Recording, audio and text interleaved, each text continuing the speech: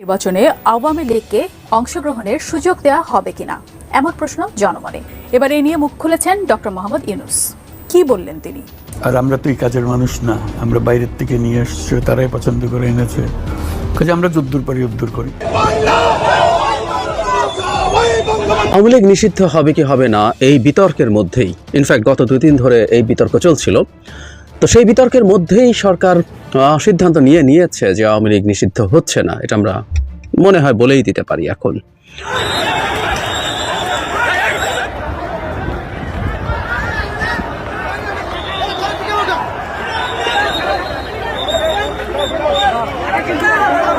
যে আভ্যন্তরীণ দ্বন্দ্বটা সামনে এসে দাঁড়িয়েছে বা দ্বন্দ্বটার সমীকরণটা যেভাবে এখন আমরা দেখতে পাচ্ছি, এই সমীকরণে আসলে কে উপকৃত হবে? কেউ বলছেন যে সমীকরণটা যদি এভাবেই চলতে থাকে তাহলে ফাইনালি এখানে বাংলাদেশ আওয়ামী লীগ উপকৃত হবে।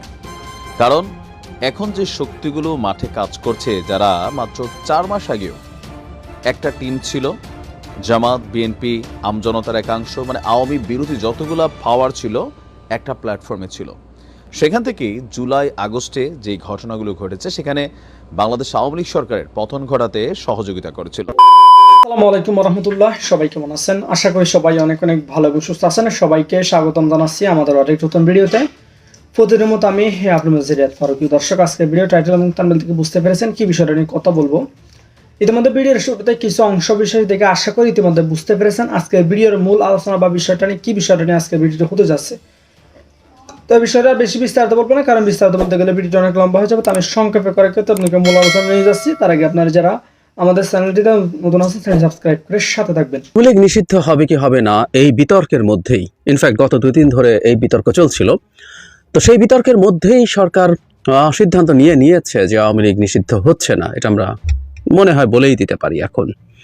গতকাল একটা নিউজের প্রতি আমাদের নিশ্চয় দৃষ্টি আকৃষ্ট হয়েছে, সেটা হলো আন্তর্জাতিক অপরাধ ট্রাইব্যুনালের যে আইন, সেখানে যে খসড়া অনুমোদন করা হয়েছে, সেখানে দল নিষিদ্ধ করার বিধান রাখেনি, দলের বিরুদ্ধে শাস্তি, শুধু নিষিদ্ধ না, শাস্তিরই বিধান রাখেনি। কি বলা হয়েছে আমরা একটু নিউজ থেকে পড়ি, তারপর এই আলোচনা করতে চাই। এই যে বৈঠকটা হয়েছে, তারপর আইন উপদেষ্টা সাংবাদিকদের সাথে কথা বলেছেন। তিনি বলছেন, আসিফ নজরুল আন্তর্জাতিক অপরাধ সংশোধন অধ্যাদেশের খসড়া বিষয়ে বলেছিলেন, উনি আগে বলেছিলেন, কোনো রাজনৈতিক দলের বিরুদ্ধে মানবতা বিরোধী অপরাধের অভিযোগ প্রমাণিত হলে আদালত চাইলে প্রয়োজনীয় শাস্তিমূলক ব্যবস্থা নেওয়ার সুপারিশ করতে পারেন। আচ্ছা, আজ উনি বলছেন, মানে গতকাল আসলে, আন্তর্জাতিক অপরাধ ট্রাইব্যুনাল সংশোধন অধ্যাদেশ 2024 খসড়াটি উপদেষ্টা পরিষদে বৈঠকে উপস্থাপন করা হয়েছিল এবং এটি গৃহীত হয়েছে। তিনি বলেন, তবে খুব একটা গুরুত্বপূর্ণ বিষয় হয়েছে উপদেষ্টা পরিষদে। উপদেষ্টা পরিষদ মনে করেছে আমরা যে অধ্যাদেশ সংশোধনী করেছিলাম সেখানে সংগঠনকে শাস্তি দেওয়ার বিধান ছিল। প্রস্তাবিত সংশোধনীতে বলা হয়েছিল কোনো সংগঠনকে শাস্তি দেওয়ার যদি প্রয়োজন যদি মনে করে শাস্তি দেওয়া দরকার, তাহলে ট্রাইব্যুনাল শাস্তি দেওয়ার সুপারিশ করতে পারবে উপযুক্ত কর্তৃপক্ষের কাছে। আজকে উপদেষ্টা পরিষদের আলোচনায় বলা হয়েছে, আমরা এই বিচারকে অন্য কোনো বিষয়ের সঙ্গে সম্পর্কিত করতে চাই না। রাজনৈতিক দল বা কোনো সংগঠনকে নিষিদ্ধ করার প্রশ্ন এলে আইনকে অযথা প্রশ্নবিদ্ধ করার সুযোগ সৃষ্টি হবে। আমরা সেই সুযোগ দিতে চাই না, আমরা একদম স্বচ্ছতার সঙ্গে বিচারটি করতে চাই, সেজন্য এই বিধান বাতিল করা হয়েছে। তার মানে এই বিধানটা থাকছে না। তারপর ডক্টর আসিফ নজরুল বলছেন, এটার কোনো তাৎপর্য আছে কিনা সেটা নিয়েও কথা বলবো। তিনি বলছেন, তারা অনুভব করেছেন কোনো রাজনৈতিক দল বা সংগঠনের অপরাধমূলক কার্যক্রমের জন্য যদি নিষিদ্ধ করার প্রয়োজন হয়, যদি নিষিদ্ধ করার দাবি সমাজে ওঠে, তাহলে অন্যান্য আইন রয়েছে, সেসব আইনে নিষিদ্ধ করার বিধান আছে। সন্ত্রাস দমন আইনে রয়েছে, নির্বাচনী আইনে রয়েছে, দ্য পলিটিক্যাল পার্টিজ অর্ডিন্যান্স 1978 রয়েছে। কাজেই এখানে মানে আন্তর্জাতিক অপরাধ ট্রাইব্যুনালের যে আইন, এই বিধানটি নেই দেখে জনমতের প্রতি, জনদাবির প্রতি শ্রদ্ধা জানিয়ে এ ধরনের কোনো পদক্ষেপ নেওয়ার সুযোগ থাকলো না, এটা নয়। আন্তর্জাতিক অপরাধ ট্রাইব্যুনাল আইনে থাকলো না, কিন্তু দেশে প্রচলিত অন্যান্য আইন রয়েছে। রাজনৈতিক ঐক্যমত্য হলে সেটা পরে বিবেচনা করা যাবে। কিভাবে দেখবো এই ব্যাপারটা? এক ধরনের শেষে কথা হলো এক ধরনের সান্ত্বনা, কারণ এটা নিয়ে যথেষ্ট সমালোচনা আছে, সমালোচনা হবে সেটা তিনি প্রেডিক্ট করেছেন এবং সেই প্রেডিক্ট করাটা সঠিক। বেশ কিছু সমাজের বিভিন্ন জায়গা থেকে পপুলারলি আওয়ামী লীগ নিষিদ্ধ করার দাবি উঠেছে। বিশেষ করে এই গণঅভ্যুত্থানের সামনের সারিতে থাকা ছাত্ররা খুব কঠোরভাবে দাবি জানিয়েছেন। আরও বেশ কিছু রাজনৈতিক দল আছে এবং আমরা যখন সাধারণ মানুষের সাথেও কথা বলি, হ্যাঁ এই দাবিটা অনেক মানুষের মধ্যে আছে, এটা খুবই পপুলার একটা দাবি। কিন্তু সরকার বলছেন যে এটা যদি হয় তাহলে অন্যান্য আইনে করা যাবে। এই কথাগুলো আসলে এক ধরনের সান্ত্বনা পুরস্কার আমরা বলি না, এটা সান্ত্বনা পুরস্কার। কারণ সরকারের যদি আওয়ামী লীগকে নিষিদ্ধ করার অপশন রাখতে চাই তো সেটা এই আইনেই রাখা বেটার ছিল, সেফার ছিল। কেন আমি সেই প্রসঙ্গে আসছি সেটা দূরে থাকুক, আরেকটা কথাও জরুরি, একটা বিধান রাখা ডাজন্ট নেসেসারিলি মিন যে তাকে সেই আইনের শাস্তি দেওয়ার প্রসেসেও আনতে হবে। ধরুন এর মধ্যে সংগঠনকে অভিযুক্ত করার এবং বিচার করার ধারা আছে, এরপর এটা জরুরি না যে এই ধারার অধীনে আপনার আওয়ামী লীগকে বিচারের আওতায় আনতে হবে, কিন্তু সরকার আইন থেকে এটা বাদ দিয়েছে। এটার একটা গুরুত্বপূর্ণ সিগনিফিক্যান্স আছে, আসবো সেখানেও। তাহলে যে কথাটা বলছিলাম যে এই আইনে থেকে কেন এটা বেটার, এটা বেটার এই কারণে যে এটা একটা বিচারিক প্রক্রিয়ার মাধ্যমে, যেমন ধরুন খুবই আলোচিত সবচেয়ে সহজে আওয়ামী লীগকে নিষেধ করার উপায় হচ্ছে সন্ত্রাস দমন আইন 2009। এই আইনে চট করে শেখ হাসিনা যেমন চট করে ঢুকে যাবেন বলছিলেন, সেভাবে চট করে আওয়ামী লীগকে জাস্ট একটা এক্সিকিউটিভ অর্ডার দিয়ে নিষিদ্ধ করে দেওয়া যায়। এই কয়েকদিন আগে ছাত্রলীগকে নিষিদ্ধ করা হলো, কিন্তু এই আইনটা নিয়ে আমরা তখনও বিতর্ক করেছি, এমনকি এর আগে যখন জামায়াতকে নিষিদ্ধ করা হয়েছিল তখনও করেছি। কারণ এক্সিকিউটিভ অর্ডারে আপনি আসলে কাউকে আত্মপক্ষ সমর্থনের সুযোগ দিচ্ছেন না।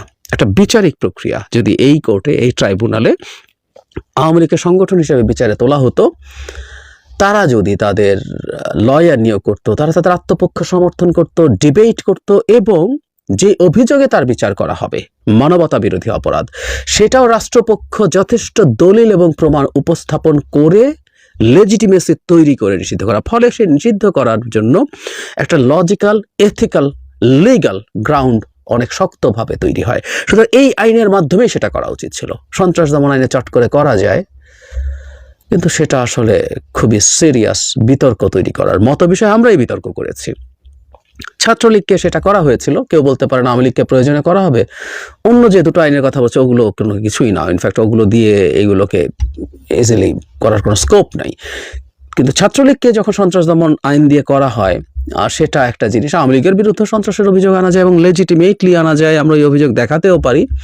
কিন্তু এটা যখন করব, ছাত্রলীগ আর আওয়ামী লীগ একই না। ছাত্রলীগ টেকনিক্যালি কিন্তু আওয়ামী লীগের অঙ্গ সংগঠন না, এটা একটা ডিফারেন্ট সংগঠন। আমরা জানি আরপিওতে আছে কোনো দলের ছাত্র সংগঠন, কোনো রাজনৈতিক দলের ছাত্র সংগঠন অঙ্গ সংগঠন হতে পারবে না। ফলে দলগুলো একটা ট্রিক করেছে, তারা এটাকে ভ্রাতৃপ্রতিম সংগঠন টংগঠন বলে চালিয়েছে, যদিও ডিফ্যাক্টো সেটা আসলে আওয়ামী লীগেরই সংগঠন। কিন্তু যেহেতু আওয়ামী লীগ না, আপনি এটা চালিয়ে দিতে পেরেছেন। কিন্তু আওয়ামী লীগকে এটা দিয়ে সরকার করতে পারবে না। অর্থাৎ মোদ্দা কথাটা হচ্ছে সরকারের সিদ্ধান্তটা নিয়ে নিয়েছে, তারা আওয়ামী লীগের নিষিদ্ধতা চায় না। কেন চায় না? গতকালে একটা ভিডিও দিয়েছি, আমাদের প্রধান উপদেষ্টা স্পেসিফিকলি বিএনপিকে এটার দায় দিয়েছেন যে বিএনপি চায় না বলে হয় না। এটার যে আভ্যন্তরীণ দ্বন্দ্বটা সামনে এসে দাঁড়িয়েছে বা দ্বন্দ্বটার সমীকরণটা যেভাবে এখন আমরা দেখতে পাচ্ছি, এই সমীকরণে আসলে কে উপকৃত হবে? কেউ বলছেন যে সমীকরণটা যদি এভাবেই চলতে থাকে তাহলে ফাইনালি এখানে বাংলাদেশ আওয়ামী লীগ উপকৃত হবে। কারণ এখন যে শক্তিগুলো মাঠে কাজ করছে, যারা মাত্র 4 মাস আগেও একটা টিম ছিল, জামাত, বিএনপি, আমজনতার একাংশ, মানে আওয়ামী বিরোধী যতগুলা পাওয়ার ছিল একটা প্ল্যাটফর্মে ছিল। সেখান থেকেই জুলাই আগস্টে যে ঘটনাগুলো ঘটেছে, সেখানে বাংলাদেশ আওয়ামী লীগ সরকারের পতন ঘটাতে সহযোগিতা করেছিল। তো মেইন যে মোটিভ ছিল শেখ হাসিনার পতন, সেটা তো শেষ। বাট এখন যার যার মোটিভগুলা আলাদা হতে শুরু করেছে। সরকার পতনের মোটিভটা ছিল সবার একটা পয়েন্টে গাথা, কারো রাজনৈতিক উদ্দেশ্য, কারো ব্যক্তিগত উদ্দেশ্য, কারো আবেগ, কারোর হয়তো এখানে কুটচাল, সকল কিছু মিলিয়ে একটা স্রোতে শেখ হাসিনার পতন হয়েছে। তো এখন যখন মেইন জিনিসটা শেষ, এই স্রোতগুলো আলাদা আলাদা হাঁটতে শুরু করছে। বিএনপি অ্যাজ ইউজুয়াল তারা নির্বাচনের দিকে যেতে চাচ্ছে, ক্ষমতাকে হাতে নিতে চাচ্ছে।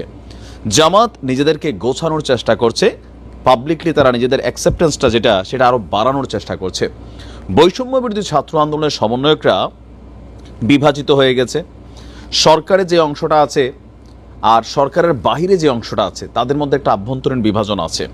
আবার বাহিরের অংশগুলোর মধ্যেও বিভিন্ন কারণে নিজেদের মধ্যে, এই যে দেখেন গতকালকে যে ছাত্ররা মারামারি হচ্ছে বিভিন্ন ইউনিভার্সিটিগুলোতে, বিভিন্ন দাবি দাওয়া নিয়ে সব সালারা বাটপার, আর্মি হবে ঠিকাদার, 1 2 3 4, এই ডায়ালগগুলো সামহাও মূলধারার যে সমন্বয়ক উপদেষ্টা আছেন তাদেরকে মেনশন করা হচ্ছে।